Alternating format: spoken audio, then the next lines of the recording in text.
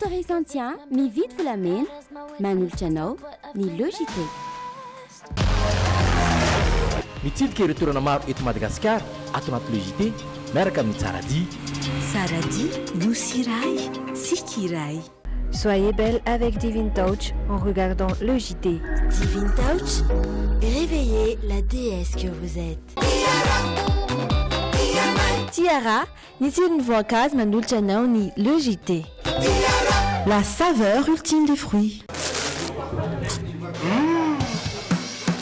Les nouveaux snacks Cricos sont tellement délicieux. Cricos manolotra anao ny Logité. Un produit de Chine. Telma, safidiky numéro 1 malagasy manolotra ho anao.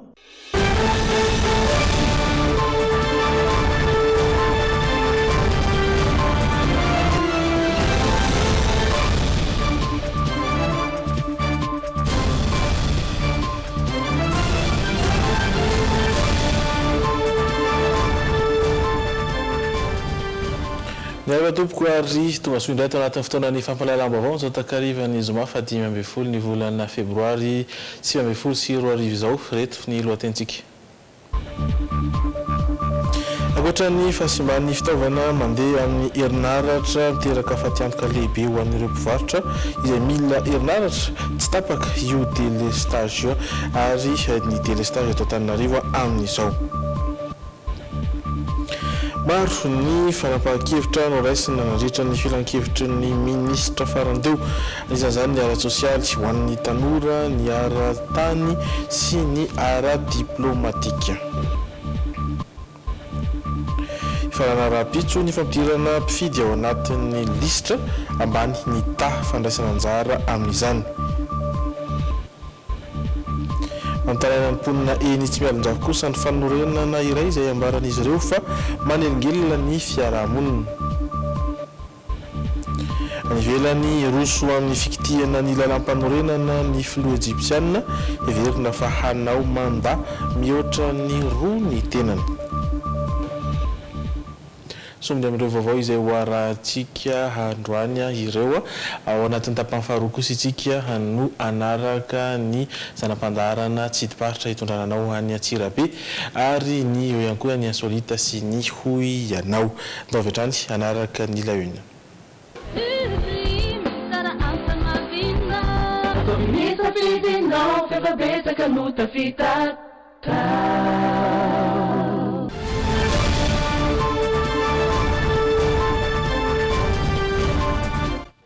Tsy misy izay tsy mitaraina manoloana ny fiverenan'ny fahatapahany jiro lavareny tandrenivohitra amin'izao fotoana izao ny mponina ny azanao zamantsy ny fampilazana sy famaritana ora ataon'ny jirama tsy mifanaraka amin'izay ny fahatapahana nefa ao ny fahasimban'ny fitaovana mandeha amin'ny herinaratra ao ny fatiantoka amin'ireo mpivarotra izay mila izay herinaratra izay teraka tsy vokatsoa no ateraky ny délestage. Nanangon'ireo vaovao ireo so ny andrenzina sy Doda Razarzato. Inefatra isan'andro ny jiro no tapaka hoy ity mpanao mofomamy eto Ankazomanga ity. Maharitra ora maro ny fahatapahany ety an-toerana. Raha nambarany ihany dia ny fotoana ahatapahany jiro no betsaka noho ny firehetany. Zara fa mandeha fefakadiny na adiny indray mantsy ny jiro faravabetsany dia tapaka indray mandritra ny adiny 3 toy izay hatrany hatrany efa ho tapapolana izao. Betsaka mihitsy zany ny zavatra fahasimbana hita atao aminay amin'ilay fahatapahana jiro satria ny mofo matetika mila atao dépose ho any patisserie dia misy fotoana adiny 3 adiny 4 izy dia lasa simba ilay mofo dia eo koa ilay fotoana fahatapahana izy tsisy préavis amin'izao ny tapaka dia lasa manimba ilay programme anasanay ilay izy zany. Ankoatra ny fahatapahana izay miteraka fatiantoka isan'ny mampitaray ny ity mpivarotra trondro ity ny tsify ny fampilazana mialoha ataon'ny jirama. Tsy ny rehetra tokoa mantsy no manao Facebook ka mahita izany fampandrenesana izany. Misy conséquences lehibe izy satria na le appareil ary simba amin'ilay izy satria midéclenche sakety d'étape na le machine ampiasainay ary en plus koa le izy tsisy filazana mihitsy hoe zao le diry an'ny fahatapahana zany tsisy miteny mihitsy fa zao raha mizaka zao fotsiny le izy aloha dia en plus tokony mba hisy formation avy any amin'ny jirama zany ho anay mampiasa an'ilay produit zany a satria ilay izy dangereux be amin'ilay zavatra amidinay a raha vao une fois lany le givre dia simba daholo le produit anay. Ho an'ity mpivarokena iray ity miasa tsy tapaka ihany koa ny vata fampangatsiahana. Apetraka ao daholo mantsy ireo ena tsy lany saingy noho izay jiro tapaka lava izay dia tsy afaka manao na inona na inona ny tenany. Faktirany jiro zany ndraindray miakatra be li zany tsy tena hita hoe tena fa miakatra foana zany le izy. Mikakaiky manoloany ho fatapahana lava reny amin'izao iny mponina eto Andrenivohitra amin'izao fotoana. Délestage tournant ary tapaka intelo miataona no voalaza n'ity fampilazana navoaka ny Jirama atao anatin'ny page Facebook n'ity. Tsy mifanaraka amin'ny voalaza io anefa ny zava-misy raha ireto tsikera hita eto ambanin'ny fampandrenesana ireto. Efa mihoatra ny intelo ny fatapahana. Tsy mifanaraka ny fotoana napetraky ny Jirama amin'ity fampilazana ity ihany koa ny lera atapahan'ny jiro. Santionany ihany ireo. Niezaka nanontany ny ministry ny angoviany izay androany saingy tsy nety nitondra fanazavana mikasika ity délestage ity ny tenany. Nilaza kosa sisy fa isy ny herinandro natokana ho an'ny angovo izay anomboka ny alatsinainy ho avy izao ka hitondrany tsara ho fantatra rehetra manodidina izany. Raha ny fanazavana hita ato amin'ny page Facebook ny Jirama dia ambaran'izy ireo fa ny tsy fahampiny ny vokatra noho ny fidina ny adirin'ny rano hoentina manodina ireo tohadrano mpamokatra herinaratra no mahatonga ny Jirama mampiatra ny délestage tournant eto amin'ny tambazotra irasan'Antananarivo. No marina izy ireo ihany koa fa misy fiantraikany amin'ny famokarana sy fitsinjarana rano izao fahatapahan'ny famatsiana herinaratra izao. Miandrandra vahaolana maharitra ary aingana avy amin'ny tompona ndraikitra monimponina amin'izao fotoana izao. Tsy fandriampahalemana no ateraky ny tsy fisian'ny jiro ihany koa ary zandary no manoloana izany dia zandary miisa 30 ohatra no efa nalefa any tsara tanàna ifanampy amin'ireo any an-toerana amin'ny famotorana mikasika ny raharaha afaka nankirina sesisesy izay niseho tany amin'ny toerana io. Manano sarotra nefa ny fehezana ny filaminana any amin'ny faritra no ny alavirana ny fitsabahana district hafa amin'ny raharaha tahaka izao ary ny tsy fifampitokisana intsony eo amin'ny mpitandro ny filaminana sy ny mponina. Miezaka ny anivon'ny zandarmerie-pirenena amin'ny fanadiovana anatiny isoroana ny tsikombakomba amina saratsy iarahana amin'ireo tompona ndraiky mpanjakana. Jasiel Anjarafeno sy Manano sarotra ny asa fitandrona amin'ny fahalemana any amin'ny faritra tsara tanàna raha ny tatitra nataon'ny zandarmaria ity toerana izay nitrangana fakana-kery ny sesisesy tato ato. Antony mampirongatra ny asa ratsy ny fitokana monina no ny aratsy ny lalana amin'izao vanim-potoana fahavaratra izao, ny tsy fifampitokisamponina sy ny mpitandro ny filaminana ary ny fitsarana ifandrombona ny distrika telo dia Mahajanga, Maheva tanàna ary Ambatondrazaka. Tsy mbola foana koatra eto ny tsikombakomba iarahana mpitandro ny filaminana na tompona ndraikitra ambony ao amin'ny androm-panjakana. Na izany aza efa hitamboka ny asa ataon'ny zandarmaria. Any hoe eo amin'ny tany amin'ny telopolo zany efa nalefany amin'izao tsika miteny zao mbola voanampiana indray zany zay tato aoriana. Ary ny tenako manokana moa zany dia nidina tany fotony mihitsy tany amin'ny commune anankiray antsoina hoe Andremena miresadresaka sy ny ainy ny vahoaka tany hoe inona marina moa no zava-misy zany ka mahatonga ity fangalana keliny misesisesy loatra ity ato anatin'ny faritra tsara tanàna ity. Miteny zao zany dia misy olona 5 no voasambotra ny tsara tanàna. Reo olona 5 reo zany dia noeritreretina fa nisy fifandraisana na nisy atao hoe fifanampiana tamin'ireo pakan-keliny. No mafisina ihany koa fa tsy anaiky lembenana amin'ireo tompona ndraiky mpanjakana mitsokombakomba amina raharatsy fandriampahalemana ny zandarmaria. Ato anivon'ny zandarmerie-pirenena tokoa dia tsy fialokalofan'ny mpanao ratsy. Izay ato dia tsy manao kiatrano antrano izany. Fa rehefa misy izany ny mitsivalam-pandry, rehefa misy ny mandika lalàna dia anaovana famotorana ary entina eny anivon'ny tribonaly. Ka na iza na inona gradiny na inona gradiny rehefa manao zavatra tsy mety mandika ny lalàna ka milany any amin'ny olona mpanao ratsy na manampy ireny mpanao ratsy eny na hoe manao complicité amin'ireny mpanao ratsy eny dia tena hanaovanay famotorana lalina mihitsy ary izahay dia tsy mandefitra amin'ny zavatra tahaka izany. Tafiditra ao anatin'ny ezaka atao amin'ny fanajana ny lalàna ny fanaraha-maso ny fampiasana ireo fiara-panjakana to fampiarana ny takelaka mena araka ny baiko nomeny prime ministre ny farany taona 2024 teo. Ny voalohany amin'izay zany dia tokony hisy any anatin'ny fiara ny antsoina hoe livret matricule izay ahafantarana hoe ity fiara ity ve véhicule de service sa véhicule de tournée ino ny asan'ity fiara ity sa véhicule de liaison mba ahafahana mahafantatra zany hoe ny asa endraketan'ilay fiara anankiray. Ary ny anankiray faharoa izay tena goavana indrindra dia ny antsoina hoe ordre de sortie izay tokony hisy ihany koa any anatin'ireny fiara reny. Ao anatin'ny ordre de sortie io efa misy modèle any raha ohatra ka manana olana ny any amin'ny ministère isan-karazany zany dia afaka manatona hoe manahoana no endrik'ilay ordre de sortie.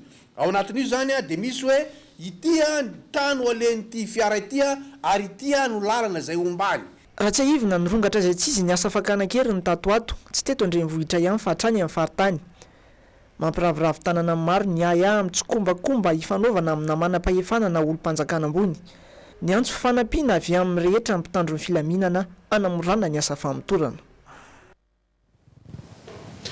Torin'ny famantarana fa vata mangatsiaka ny Antina kosa no hita tao Vitry-sur-Seine voalohan'izay malohan'izay ny nanambarany filoha Andry Rajoelina fa hanampy ny fianakaviana amin'ny fikarakarana ny razana. Ankoatr'izay dia nanao antso avy ny fitondrana frantsay ihany koa ny filoha mba hikarohana ny marina mahakasika ity vona ity.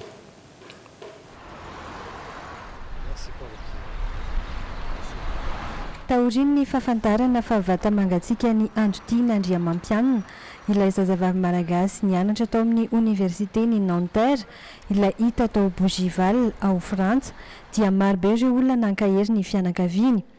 Anisany tsy nanadino ary nitondra tey fampiononana ny fianakaviany Androtiny tamin'ny alalan'ity fanambarana ity ny filoha Andry Nirina Rajoelina.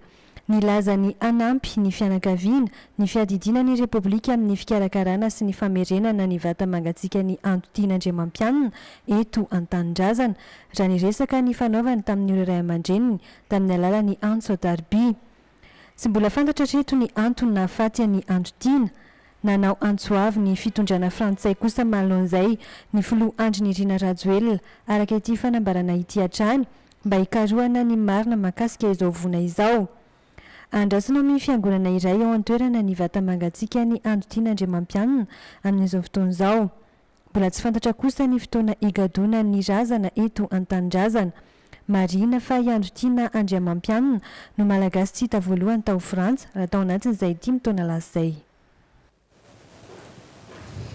Fa lambaovao hafa kosa indray misa efatra ny fenkevitra nisongadina nandritra ny filan-kevitra ministra natao ny alarobia teo isan'izany nanesorana tamin'ny toerana ireo masoivo malagasy any ivelany eo ihany koa ny fanapahan-kevitra amin'ny famerenana amin'ny fanjakana ny tany mirefy 7.5 hektara eny amin'ny faritry vato dia hovitinina amin'ny sikary ny fotoatin'izany filan-kevitra ministra farany teo izany.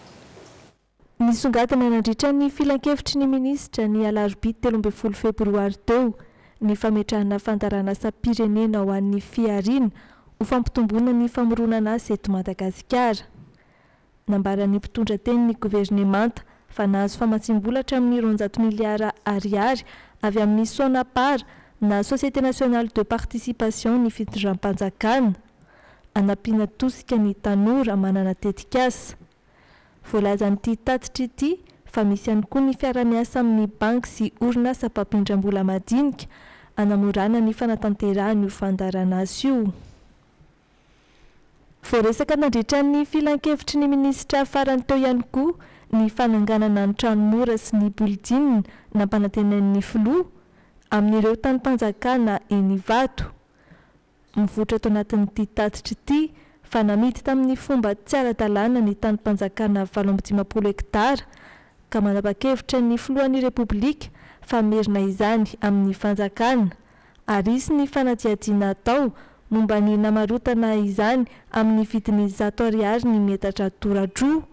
Eo amin'ny fifandraisan'ny Madagasikara amin'ny any ivelany indray no foanana ny didim-panjakana nanindrena masoivo sivy sy konsily misa roa dia ny masoivo an'i Madagasikara ny Washington Eric Robson, ny masoivo an'i Canada Horace Constant, Ny masoivo an'i Sénégal parrainage Auguste, ny masoivo an'i New York ary Solala Razavitrimo, ny masoivo an'i Grande-Bretagne Rary Nomena Pretino, ny masoivo an'i Russie Zafla Ingva, ny masoivo an'i Chine Eric Razafimandimby, ny solotena maharitra ao amin'ny vondrona afrikanina ny professora Alain Tendrazanarivelo, eo ihany koa ny consul général any amin'ny Nosy la Réunion Virapin Ramamontsou ary ny consul général any Marseille ny général Pascal Radjonarson.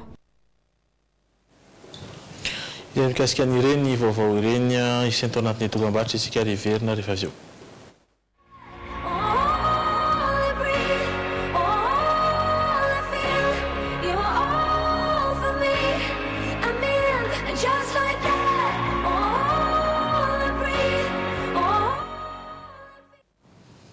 Toy ny logité ary ny vaovao mikasika ny lisam-pifidianana no tanterina aminao faranandroany tamin'ny farana vonjimaiky androany mantsy ny fanavaozana izany lisam-pifidianana izany eny anivon'ny fokotany araka ny tarehimarika vonjimaiky navoaka ny sony dia aotra faingo 320 isanjato no tampiakaran'ny voasoratra anarana ao anatin'izany lista zany ambany zany ta izany hatreto raha ny fanazavana natolotry ny sony androany miora miarinjatofo sy Stéphane Rakotomalala no mitatitra izany amintsika ihany koa. Raha oharina tamin'ireo fanavaozana isan-taona dia tsikaritra fa ambany dia ambany ny tapavitrin'ny olona isoratra anarana anatin'ny lisam-pifidianana hiatrika ny fifidianana solombavam-bahoaka amin'ny 17 ny volana May ho avy izao. Hitantaratra izany tamin'ny famarana ny fandraiketana ny anarana anatin'izany lisitra izany teo anivon'ny fokontany tsirairay androany.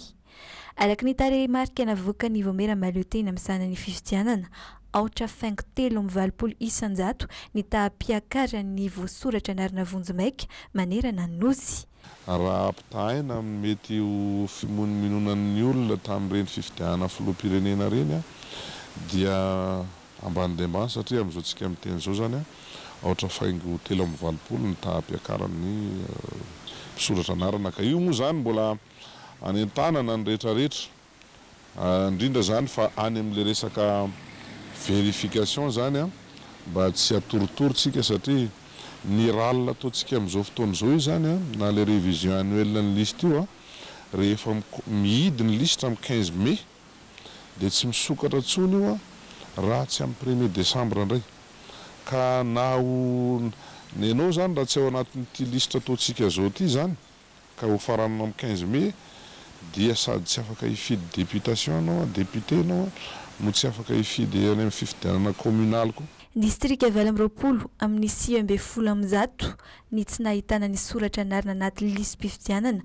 ho ny ministeran'ny atitan sy ny fitsinjaram-pahefana. Mariana Trany fa ny 20 febroary izao no averina eny amin'ny fokontany ny lisam-pifidianana vonjimaika rehefa vita ny fanavaozana azy eny anivon'ny Ratsamangaiky ny Seny eny anivon'ny distrika. Fa vita ny ataoko hoe saisie satria zany na rapitso afaka pitso mbola hitoy ny saisie eny anivon'ny SID dia rehefa vita izay saisie izay zany hoe ny cahier rehetrarehetra zay tonga eny anivon'ny SID zany dia tsy maintsy vitaina ny saisie na io addition fanampiny na io retranchement na le olona matsy ny olona doublon sy ny sisa reny zany na ny findratoerana. Manomboka amin'ny fotoana io dia manana 20 andro indray ny olom-pirenena hijery sy anamarina ny anarany eny amin'ny fokontany. Ny 12 May izao moa no hikatona tanteraka ny lisam-pifidianana ary tsy azo sokafana intsony. Tsindriana ihany koa fa zo sy adidin'ny olom-pirenena tsy ankanavaka ny mifidy. Vaovao hafa kosa indray mampitaraina ny mponina eny amin'ny fokontany tsy mialonjafy Mahamasina ny resaka tsy fandriam-pahalemana toerin'izy ireo araka izany ny fananganana tamboho amin'ny lalan'ny Bokon'olona ny antony lasa kizo izay ilay lalan-kely ka manome vahana ny mpanao ratsy.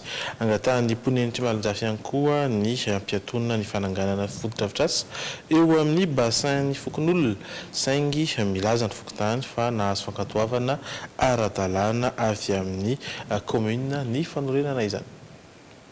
Nanao fanangonantsony ny mponina tato anatin'ny fokontany tsy mialonjafy Mahamasina ny fiandohan'ny volana febroary teo. fanangonantsonio fanoerana ny fananganana ity tamboho ity.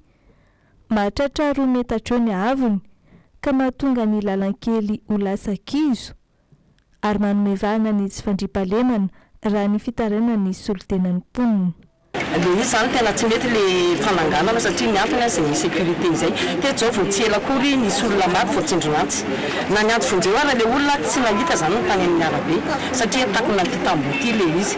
Isan'ny fepetra no raisiny ireto olona reto ny nandefa taratasy fangatahana fampiantona ny asa tany amin'ny commune. Commune urbaine Antananarivo dia nandefa inspecteur aty amin'ny toerana aty nanaovana construction tamboho. Kanefa dia mbola efa niareten'ny commune izy tamin'izay fotoana izay fa mbola nitohizana izy. Ankoatra ny fanoerana ny fananganana ny tamboho, angatahany mponina eto tsy mialonjafy Mahamasina ihany koa ny ampiantona ny fanohizana ity fotodrafitrasa manakaiky ny WC public ity izay ambaran'ny mponina fa bassin amin'ny fokon'olona taloha. Voatontonona ho tsy mandray andraikitra tamin'izao trango izao ny sefokotany saingy raha ny taratasy nampisehony anay voalazao fa ara-dalàna ity fotodrafitrasa ity. Tamin'ny taona 2017 nisy fanoharana nataony fokon'olona teo atao tsy manjafa angamba ny telo izy iny ny efatra nanao pétition. Rehefa nandeha teo nandeha teto boriboritany fa efatra nandeha teto amin'ny commune sy ny rehetrarehetra dia rehefa mivaly avany dia ny taratasy hitanareo ty dia hoe ara-dalàna ny fotodrafitrasa io. Zay ngamba ny azoko tenena. Fa le tamboho tsy fantatro hoe manaratsy an'le tanàna ve sa manina an'le tanàna ve sa manina zay aloha tsy azoko satria misy akoana io kaikikely eo e. Firy ara hoe hoe misy balizy maiarovana an'le ankizy kely reny mianatra amin'le aminareo mba tsy anjerany ambany any raha sanatrika. Andrasana araka izany ny tohiny izao raharaha izao. Izay no mikasika an'izy iny fa eo amin'ny vaovao sosialy ihany koa ny aina atao anatin'ny rano ireo mponina ao ivolany iray etsy amin'ny tsenany Anosy efa antaonany maro izay ivahany efa izany olana izany no ny fahavitany tetezam-bato mirefy 320 metatra ao an-toerana. Tentina 7 tapitrisa ariary ny tetipidina nanamboarana izany ary nisy ny fandraikitsana andraikitry ny mponina tao amin'ny fokotany volany iray.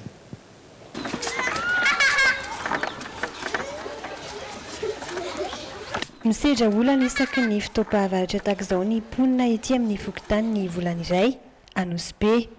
Miakatra ny rano ary zara raha misy lalana hiampitany ety an-toerana. Miteraka fatiantoka ho an'ireo mponina ny faratsiany lalana sy ny fiakaran-drano raha ny fitarainan'izy ireo. Ahitana tokantrano manodidina ny 10 nefa eto ivolany indray. Dia ny ankizy kely aterina mianatra babe nataterina tsikelikely efa betsaka mihitsy na ny ankizy kely na ny zanako naterina rehefa nisy ny anjery satria tambola tsy vity ty le miborany be nanodidina tany Anosy Be. Dia mazana tara mpianatra tahaka izany izy amin'le fanaterana mpianatra mihitsy taraiky be amin'le fitadiavana satria le fitadiavana zany mba maraindraina. Jaly be mihitsy amin'le rano amin'le lalana. No ny fangatan'ireo mponina teto amin'ny fokotany volany indray dia namboarina ity lalana ity raha toa ka azo izany teo aloha. Natao tetezam-bato ny lalana izay mirefy 320 metatra eo. Nisy ny fandraisana andraikitry ny mponina tamin'ny fanamboarana izany. Ny fandaniana tamin'io dia tanoany amin'ny 200 millions de francs na 70 tapitrisa ariary. Naninona no miasa tete volany iray izay satria rehefa notsirihana ny fokotany manodidina ny faritra ambany izay isan'ny CDA dia ny tompon'andraikitry ny fokotany sy ny mponina dia nahitana favitriana lehibe teo anivony izay tetikasa fiaraha-miasa izay. Nanomboka tamin'ny volana septambra lasa teo ny asa fanamboarana. Mbola hita eny amin'ireo fokotany eny amin'ny faritra iva izany raha ny fanazavany eo anivony CDA. Androany kosa no nitokana izany izy ireo sy ny mpiara-mombonantoka isan-karazany. Mbola sosialy hatrany saingy any atsimon'ny nosy kosa indray miezaka manakaiky vahoaka ny base Juliard tamin'ity mitoraka ity dia asa fanadiovana fahobe himo no nitontosaina tao Besako Antsirasira. Miparitaka ny loto maro isan-karazany. Ahinaraka izany no fianaky ny valanaretina rehefa miakatra ety an-tanety ny ranomasina. Nanamtrotraka ihany koa ny fahabetsahany rotsakorana tamin'ny andro ratsy farany teo. Noho izany dia matahotra ireo mponina ity amin'ny fokontany Betsako Antsirasira ka nangataka tamin'ny orinasa Base Toliara amin'ny fanarenana ity fefiloha ity. Zao asa zao moa dia natao noho ny fangatahan-drozy, fangatahan'ny fokon'olo baketoy, zay nivizevan'ny président fokontany dia tanterahiny Base Toliara. 500 olo nangatahan-drozy dia 10,000 isan'andro ny tambiny home androzy dia tampitsy 10 andro igny home androzy raha zay. Betsako Antsirasira misaotra ny Base Toliara fa nanavondry maika anay amin'ny rano toy. Fa ito raha mampijaly anay tany anay sanandro na mitaray zahay mbayambaya tsy misy te halala anay fa Base Toliara ro namonjy anay atoa. Kanjana tao lay fasy toy tsy mahavondry anay loatsy satria rano lafa mitosaky mare bakao. Mangataky ndraiky zahay sitirily vato daleva sima zay vo mahatanjaky rano. Ka mangata koa zahay tanora zay tsy anasa amizao. Mivary lavo amin'ny kila raha iaby io. Ka mangataky zahay Anjiamato filoham-pirenena Anjirajoely mba isokafany Base Toliara zao mba iasany mpamaraky sy anasa reo. Maro miteny hoe Base Toliara zao tsy hahasoa raha. Zahay mahitaky Base Toliara hampandeha raha hahasoa raha. Zao zahay fa mahazo tombosoa sahady mbo tsy miasa Base Toliara. Hanjaky Base Toliara hiasa maro ny tombosoa ho azo anay. Enanaky zao misaotsy koa zahay fitondram-panjakana atokisanay fa hankasitraky Base Toliara hazahoa anay reo asa. Mbola manahirana ireo mponina ity amin'ny tanàn'ny Betsako Antsirasira ihany koa ny haratsian'ny lalana rehetra famezivezen'izy ireo ety an-toerana indrindra fa amin'izao fotoam-pahavaratra izao. Eo ihany koa ny tsy fisian'ny herinaratra eny amin'ny toerana maromaro izay tena mampitaraina azy ireo. Iarano mahakasika ny tsy lafim-baovao hafa kosa indray disadisa inivo ny fiangonana FJKM mitaraina mantsy ireo solitena ny mpiangona terakilazahina fa misy ny mpitandrina iray teo aloha manakorontana ny FJKM iarivo lazaina amin'izao fotoan'izao fampiadina ny sampiangona fanodikodiana-mbola no ambaran'izy ireo fa isehoany izany sy nandritra ny 12 taona. Efa niezaka raha mpandre ireo tompona andraikitra nivo ny foibe FJKM izy ireo saingy tsy mbola nisy namaly ny antso hatramin'izao fanadihadiana. Nalaza ny mpiangona avy ao lazaina fa misy mpitandrina iray tao amin'ny FJKM lazaina 12 taona lasa izay. Maro ny zavatra tsy nentina ataony toy ny fanodikodonam-bola, tsy fanavaozana amin'ny birao mpiangonana ary fanafoanana ny zanaka ampelezana. Niezaka raha nazava ny toetra raha tao mpiangona tamin'izany fa tsy nohenoany sy nodapartany. Ny fikambanana ny firahalahy mpitandrina nanampy azy ireo analy io mpitandrina io amin'ny toerany. Ahoany ty vola mandray espèce izy ato am-piangonana dia aveo mbola mandray aty amin'ny banky. Mitovy ny montant-ndreo vola reo dia ka raha maharesiny amin'ity volana ity zany aresiny espèce ato aveo mbola ampiany le paipiter volanay any amin'ny banky any ko. Dia ny zava-dosa zany rehefa hitako le photocopie-ny chèque avy any ny siniako no angalarin'zareo amoany any le vola. Rehefa nigotiko ny vola nivoaka tamin'izany ny vola mivoaka tsy ara-dalàna tao amin'le banky zany tamin'izany mahatratra eo amin'ny 167-170 millions de francs teo le izy. Amin'izao dia mbola nanambara ny mpiangona lazaina fa manao karazana valifaty ilay mpitandrina teo aloha amin'ny alalan'ireo birao mpiangonana izay mbola mifandray aminy sy nitazona ny toerana maha-birao mpiangonana azy no anaovana an'izany. Manam-pikasana ny anongana mpitandrina ny toerana amin'izao ny mpitandrina teo aloha nefa mpitandrina vaovao io tena tsy mbola nisy ratsy vita fa miasa tsara. Noho izany dia miangavo ny foibe FJKM ireo mpiangona lazaina mba hijery manokana azy ireo. Tena tsy zakanay intsony fa be loatra le fanakorotanana n'ilay fiangonana. Efa vita ny 12 taona dia mbola zao ndray dia mbola toy satria izy ireo ahoana moa le fitenin'ny gasy hoe tsy maty voalavo kibo ohatrohatran'izany le fandehany tantara fa tsy dia haiko loatra miteny fa dia zay zany ny tena izy dia mbola manakorotana foana zany le bureau mpiangonana miangavo ny bureau foibe ny FJKM mahitsy zany zay mba hijery akaiky an'izay zavatra zay. Efa niezaka nanontany teo anivony synody amin'ny sahana an'io fitandremana io ny mpanao gazetinay saingy tsy nentina amin'ny fanazavana izy ireo. Mbola tsy voamarina tsara noho izany ny tena fandehan'ny tantara. Hoy teo arak'izany ny mety ho toy ny raharaha. mbola mitoetra ankosa ny fankalazana ny fetin'ny mpifankatia etsy amin'ny Cléa Tendance de Paris Analakely. Miaina folo isan-jato avokoa mantsy ny vidin'ireo lingerie rehetra, maro azo isafidianana ary manomboka amin'ny sarany 8,000 ariary. Tolotra izay tsy farana raha tsy amin'ny fiandohan'ny volana martsa ho avy izao. Mbola fankalazan'ny fety mpifankatia hatrany ny eto amin'ny Cléa Tendance de Paris. Ho an'ireo te hanolotra fanomezana sy hividy lingerie dia misy fihenam-bidy goavana eto amin'ny Cléa Analakely. Tonga soa eto amin'ny magasin Cléa Tendance de Paris mbola mitohy ny fankalazana ny fety mifankatia na ny fety ny Saint-Valentin atao amin'ny magasin Cléa Tendance de Paris Analakely. Ny mampiavaka ny lingerie an'ny Cléa Tendance de Paris zany satria ilay izy avy any France daholo, zany hoe tsy manao akoatrin'ny France zay ny lingerie. Maro azy isafidianana rahateo ny karazana atin'akanjo na ny lingerie eto, azo fidiana mitokana izany na mitambatra ihany koa. Dia ilay izy zany avantage be dia be ny choix, zany hoe zany afaka manao choix be dia be nareo atao amin'ny magasin Cléa Tendance de Paris. Ohatra hoe aka soutien fotsiny zany ianao dia voilà ty zao ohatra hoe misy an'ity ato dia afaka jerenao ohatra hoe ambanin'ny hafa, satria zany mantsy lamody be koa amin'izao ilay izy atao tsy mitovy, dia zany hoe kasena kely zany dia parehana kely ilay izy.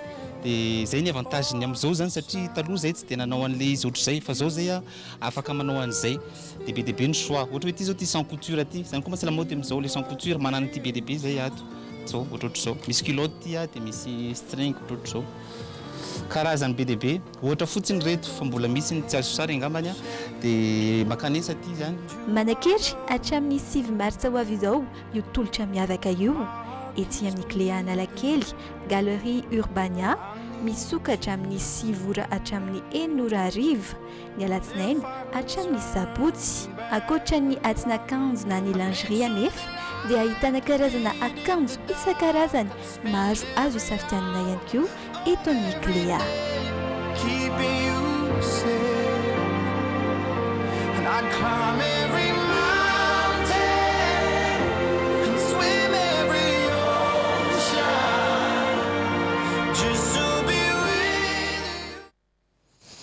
Anivelany indray iroso amin'ny fanitsina ny lalam-panorenana ny Repoblika ny Egypte.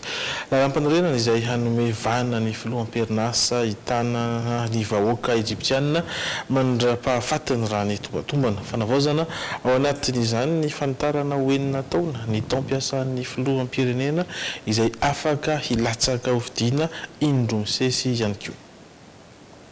C'est un pas de plus vers un régime autoritaire. Nahazotombony tamin'izao fandanian'ireo parlementaire ny fanitsinan'ny lalam-panorenana Egyptiana izao ny filoham-perinasa Abdel Fattah al-Sisi ny taona 2024 ho tapitra ny fitaom-piasany taorian'ny mandat indro-misesy izay naharitra 4 taona.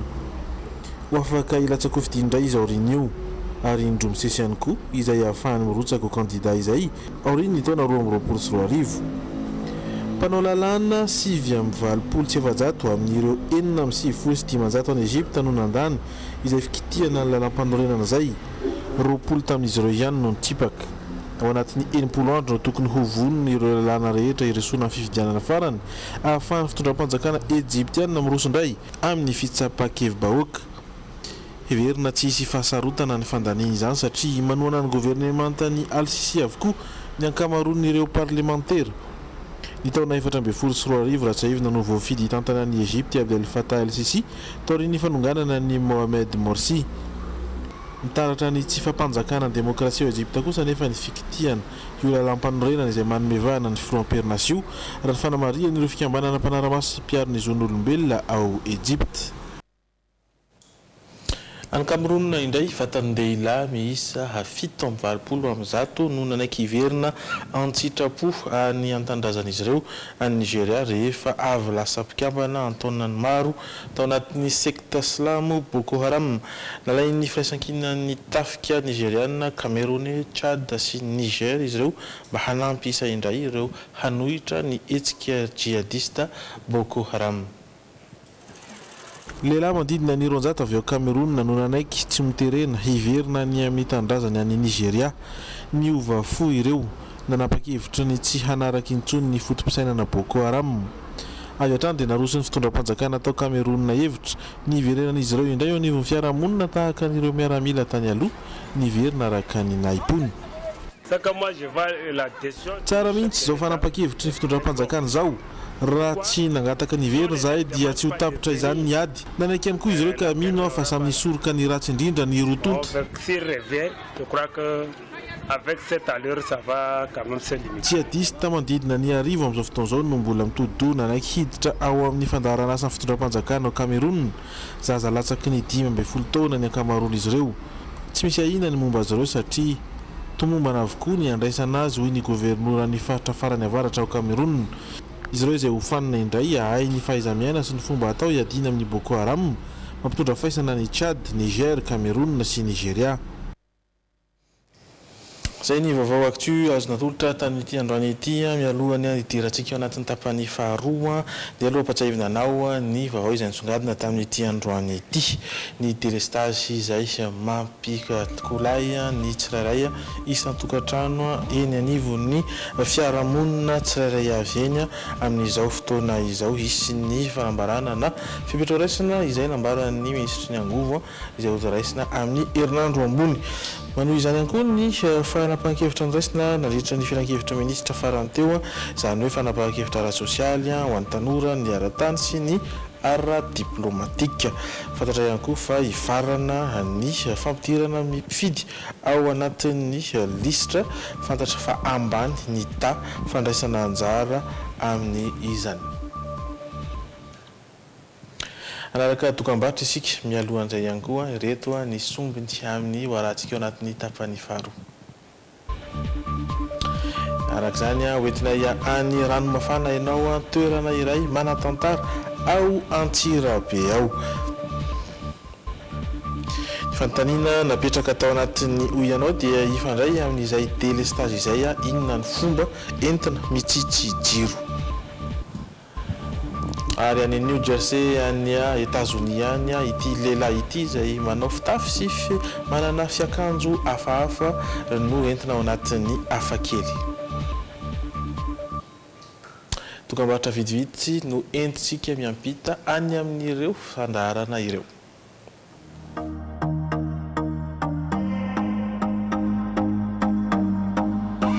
I used to believe we were burning on the edge of something beautiful.